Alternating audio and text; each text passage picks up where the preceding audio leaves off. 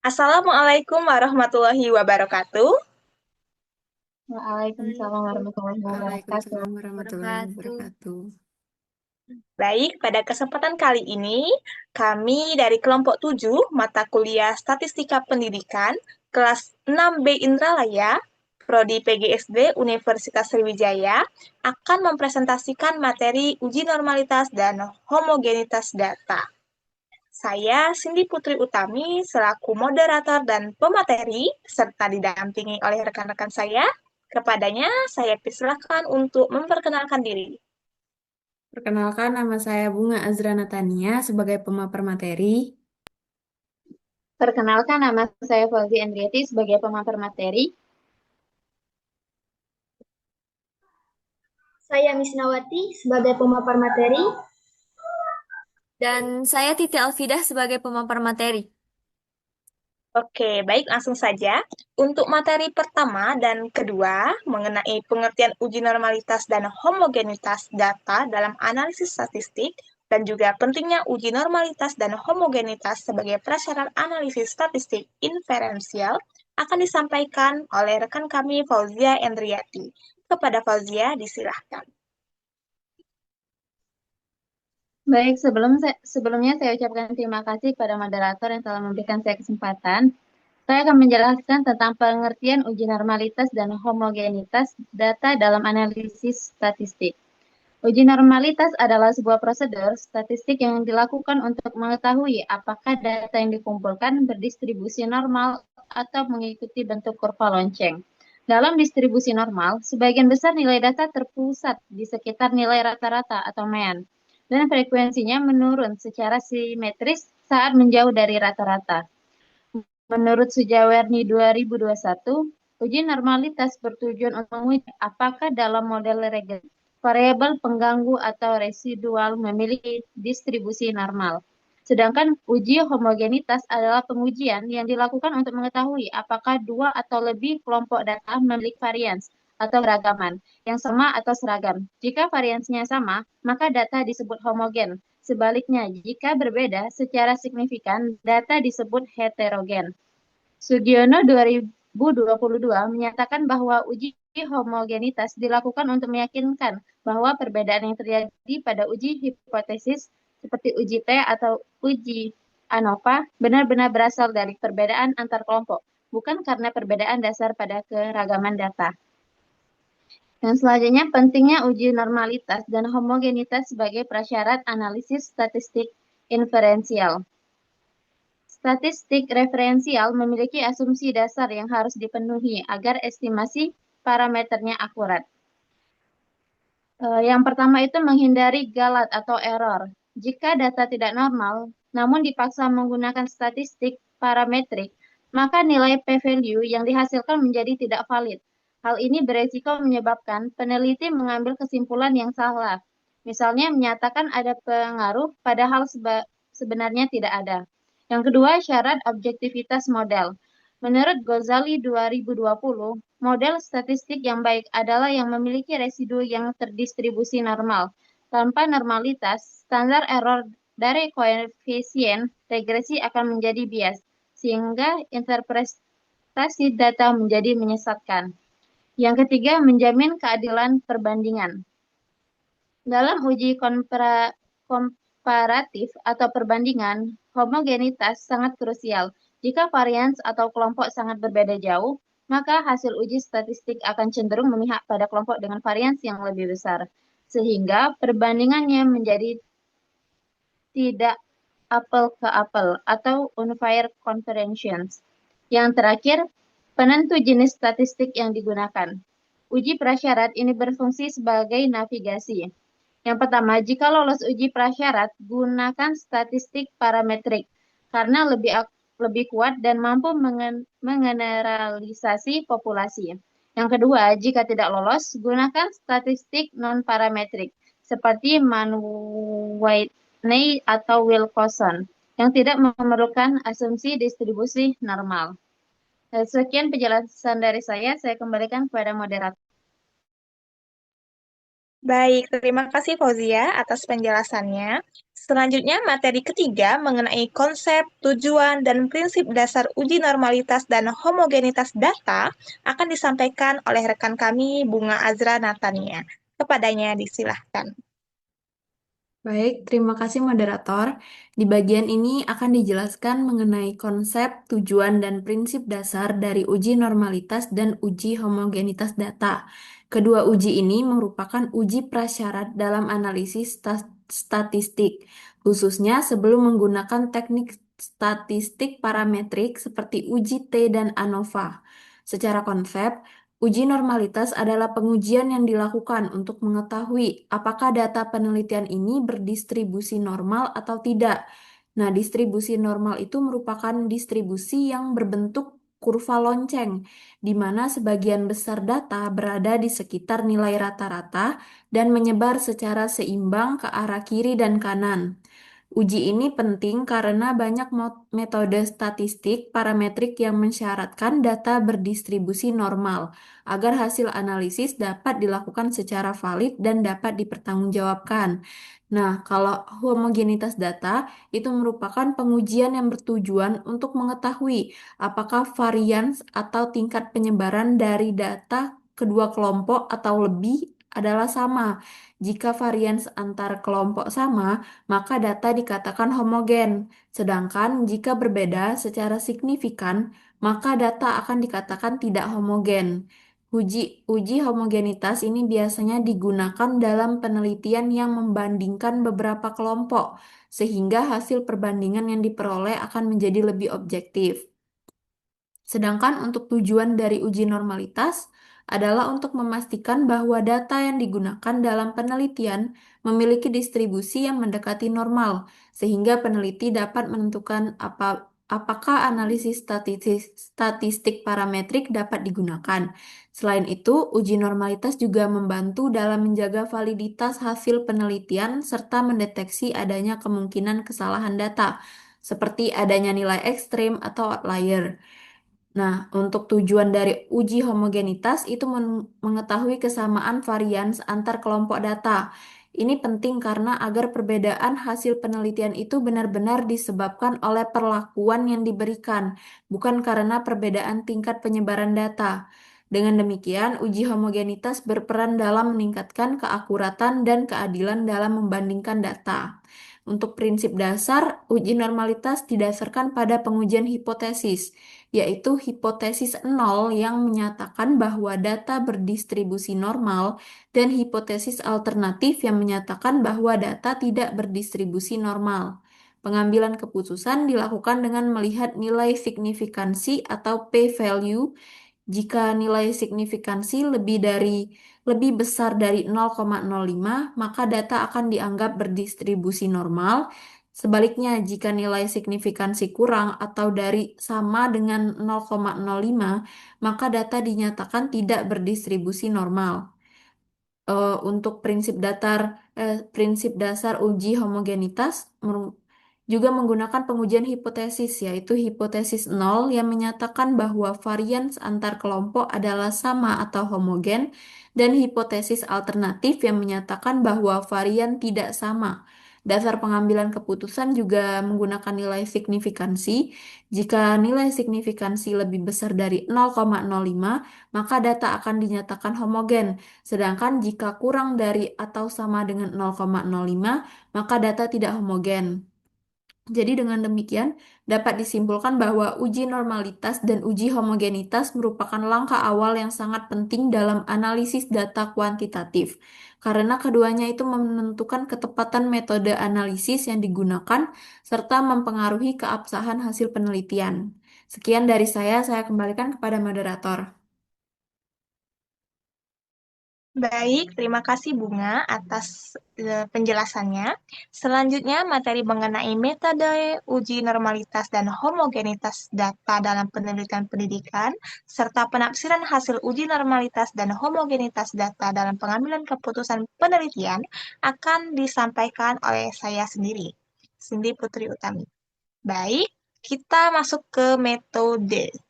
Nah, ada banyak sekali ya teman-teman macam-macam metode dari uji normalitas dan homogenitas. Kita masuk ke uji normalitas dulu ya. Nah, seperti yang sama-sama kita ketahui bahwa uji normalitas itu untuk mengetahui apakah data penelitian itu berdistribusi normal atau tidak. Nah, metode yang pertama itu ada namanya uji chi-square.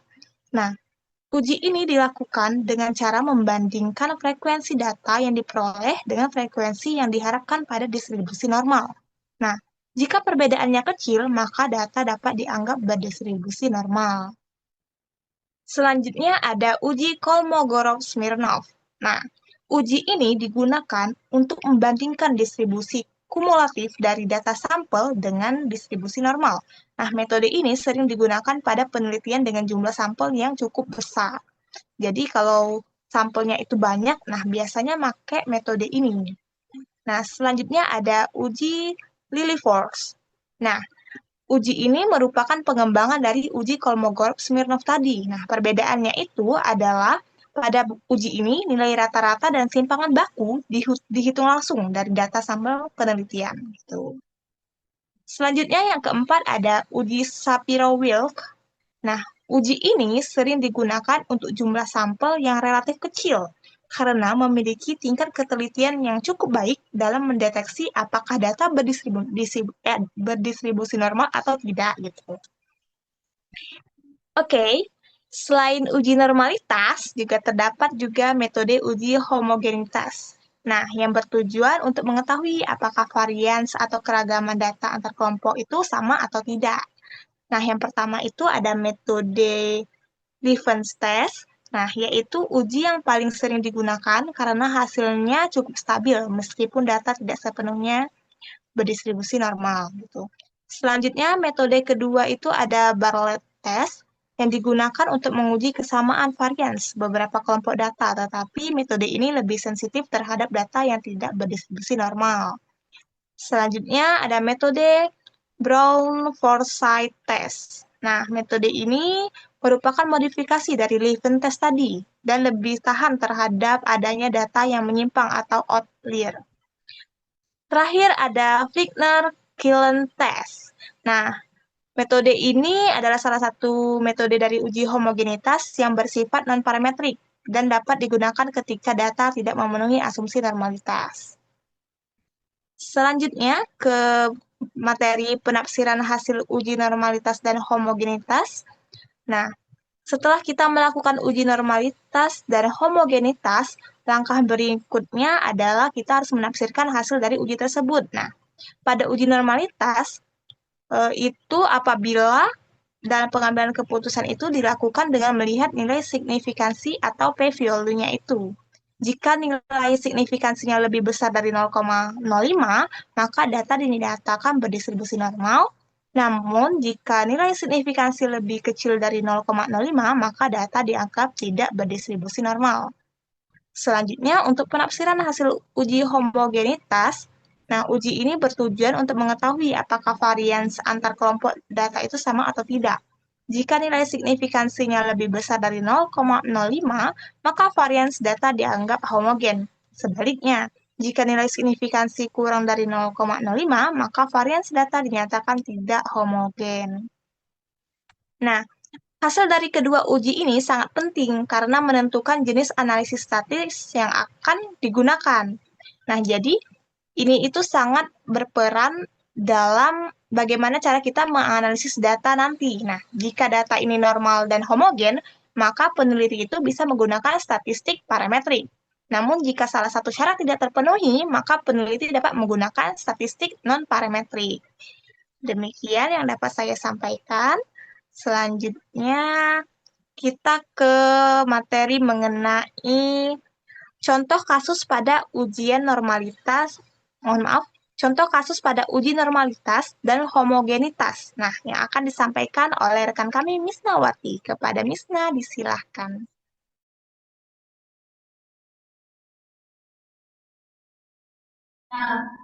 Baik, terima kasih Cindy atas kesempatannya. Saya akan menyampaikan materi tentang contoh kasus uji normalitas dan homogenitas data. Nah, jadi dalam sebuah penelitian tentang perbandingan hasil pretest dan posttest siswa peneliti menggunakan uji normalitas untuk menentukan apakah data skor kedua kelompok berdistribusi normal, serta uji homogenitas untuk memastikan bahwa variansi antara kelompok kontrol dan eksperimen adalah sama. Kedua uji ini merupakan prasyarat penting sebelum melakukan analisis lebih lanjut, khususnya dalam menentukan jenis uji statistik yang akan digunakan dalam penelitian. Uji normalitas dilakukan sebagai langkah awal untuk mengetahui apakah distribusi data skor pretest dan posttest pada kelompok kontrol dan eksperimen mengikuti pola distribusi normal. Jika data berdistribusi normal, maka peneliti dapat menggunakan uji statistik parametrik seperti uji T yang memiliki kekuatan analisis lebih tinggi.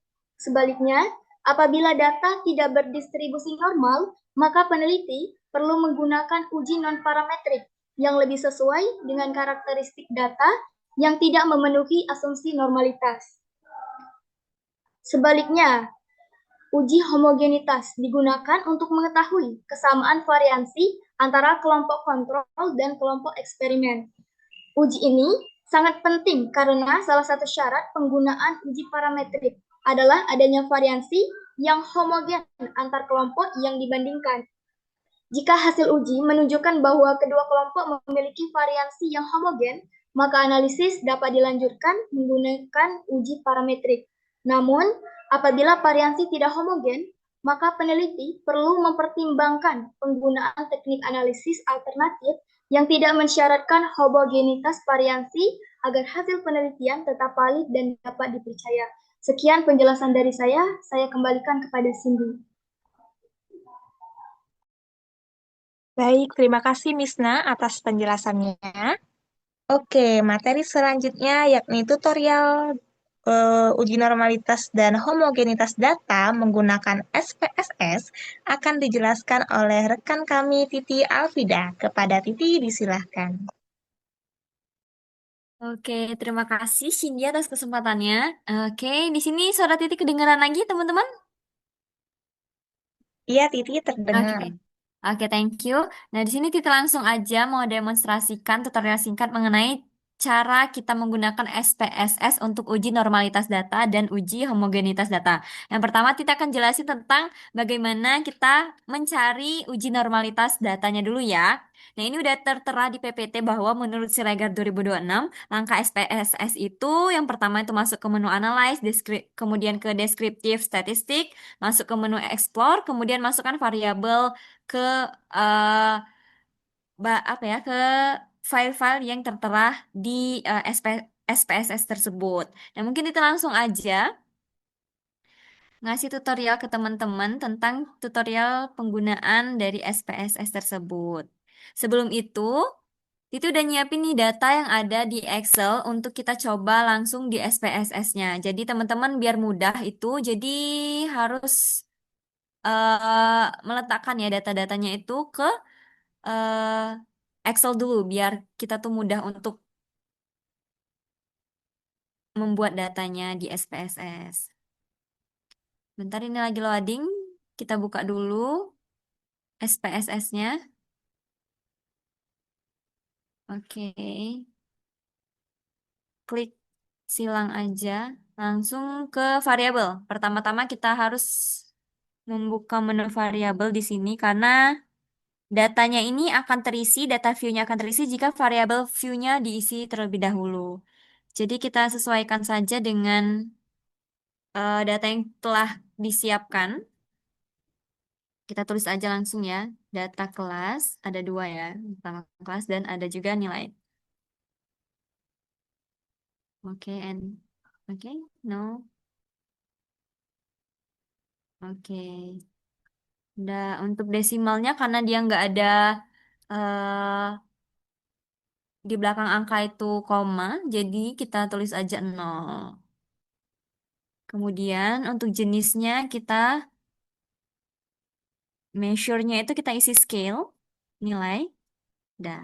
Kalau udah seperti ini, teman-teman bisa langsung nanti copy paste data-data teman-teman ini, copy paste taruh di SPSS-nya. Gitu.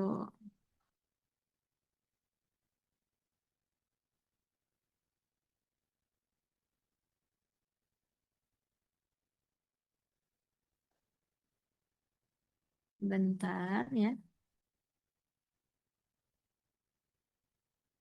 Ini tidak bisa ya, guys.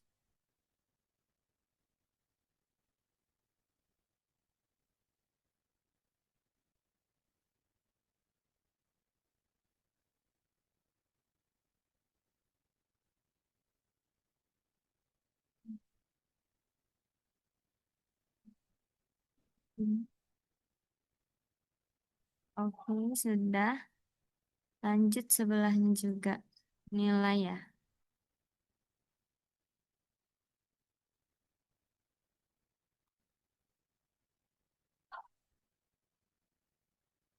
Nah, udah masuk ini. Nah, lanjut kita langsung share screen aja langsung di sini ya, guys. Nah, ini udah ya, guys ya, udah kita salin. Langsung klik analyze tadi.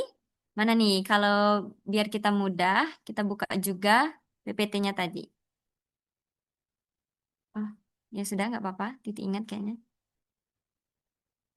Ini dia PPT-nya tadi. Tutorial singkatnya. Ini ya guys ya. Sebentar. Sorry. Nah, sudah langsung kayak gini aja. Pertama analyze, kemudian kita ke descriptive statistic, explore. Nah, kalau dependent list itu biasanya itu variabel terikat. Kalau variabel terikat tentu ialah sebuah nilai. Kalau faktor list itu variabel pendukungnya, yakni kelas itu sendiri ya. Jadi kita masukin aja, kemudian kita langsung masuk ke yang namanya plots. Ini kita klik aja yang tombol normality plots with test. Setelah itu klik continue dan oke. Nah, ini kita tunggu. Double klik katanya. Oke. Ini udah ada nomornya. Sebenarnya guys ya, ini nih tutorial dari mencari uji normalitas itu sangat banyak ya. Banyak juga tutorialnya yang lain. Dan di sini Titi memakai tutorial yang seperti ini. Dari analyze, kemudian ke deskriptif tadi, dan lain sebagainya. Tapi intinya sama aja. Yang penting kita tuh nyari nilai signifikansinya. Tadi udah dijelasin sama Cindy kan bahwa kalau misalkan nilai signifikansinya itu di atas dari 0,05 berarti dia normal. Jadi ini udah terlihat kan nilai signifikansinya. eh Kita menggunakan teori Shapiro-Wilk karena Shapiro-Wilk ini tuh dijelaskan juga tadi bahwa dia tuh digunakan untuk data-data yang kecil, data-data yang kecil dan juga cukup sederhana dan akurat untuk digunakan dibanding Kolmogorov-Smirnov. Karena Kolmogorov-Smirnov ini untuk data-data yang gede gitu, di atas 50 ke atas. Jadi kita menggunakan Shapiro-Wilk yang di ujung ini udah teman-teman lihat kan, ini bahwa signifikansinya tuh ini di depannya itu sebenarnya nol. Jadi ini udah data yang terverifikasi normal, 0,586 gitu. Untuk data yang pertama, untuk data nilai kelas eh 5A. Untuk data kelas 5B-nya itu benar juga normal ya, di angka 0,862. Jadi datanya udah terverifikasi normal. Itu. Mungkin kita langsung simpan aja.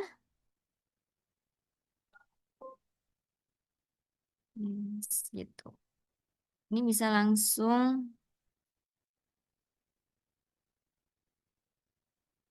di-save ke Word teman-teman masing-masing. Nah, lanjut lagi kita ke tutorial bagaimana tadi eh uji homogenitas datanya. Sama aja sebenarnya, cuman dia ini menggunakan one way ANOVA kalau di tutorial kali ini ya. Jadi teman-teman kita langsung aja ke SPS, ke menu SPSS-nya. Lanjut aja kalau gitu ke analyze lagi. Karena kita ingin menganalisis perbandingan nilai data tadi kan. Jadi kita harus mengklik menu analyze. Kemudian ke compare means. Yang terakhir kita klik juga yang terakhir sekali one way ANOVA. Sama seperti tadi, Kalau misalkan kelas itu masuk ke menu faktor, kalau nilai itu masuk ke menu dependent list. Udah. Kalau udah masuk semua, tinggal klik option. Dicentang yang homogeneity of variance test. Continue. And sudah. Klik OK. Terakhir. Nah, ini juga udah terlihat ya, kita menggunakan Levene statistik. Jadi ini udah sesuai dengan penjelasan dari beberapa teman-teman tadi, kita menggunakan salah satu metode untuk mencari homogenitas dari varians data kita. Dan lihat di nilai signifikansinya bahwa ini ternyata ini tidak homogen. Teman-teman bisa lihat kan, kalau misalkan ini di bawah 0,05. Dan ini tertera bahwa 0,001. Jadi ini datanya tidak homogen, variansnya tidak menyebar variansnya secara sama. Tapi untuk normalitas datanya itu normal gitu. Mungkin itu saja dari Titi. eh ada tambahan dari teman-teman mungkin setelah ini atau ada perbaikan. Itu saja Titi kembalikan kepada Cindy.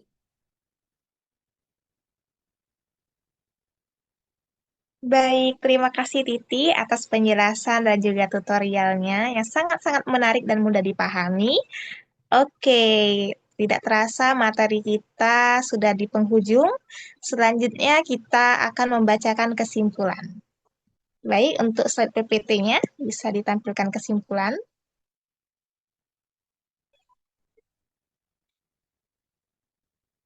Nah, jadi kesimpulannya, uji normalitas dan uji homogenitas merupakan langkah prasyarat penting dalam analisis statistik, khususnya sebelum menggunakan teknik parametrik seperti uji T dan ANOVA. Uji normalitas bertujuan untuk mengetahui apakah data berdistribusi normal, sehingga memastikan keabsahan model statistik dan interpretasi hasil penelitian. Sedangkan uji homogenitas digunakan untuk memastikan kesamaan varians antar kelompok data agar perbandingan hasil analisis adil dan tidak bias. Nah, penerapan kedua uji ini dapat dilakukan secara efektif menggunakan aplikasi Excel maupun SPSS yang memungkinkan peneliti memeriksa kualitas data secara sistematis dan memilih metode analisis yang sesuai. Dengan demikian, pemahaman dan pelaksanaan uji normalitas dan homogenitas data mendukung validitas, reliabilitas, dan ketepatan pengambilan keputusan dalam penelitian kuantitatif. Baik, demikianlah presentasi dari kelompok kami.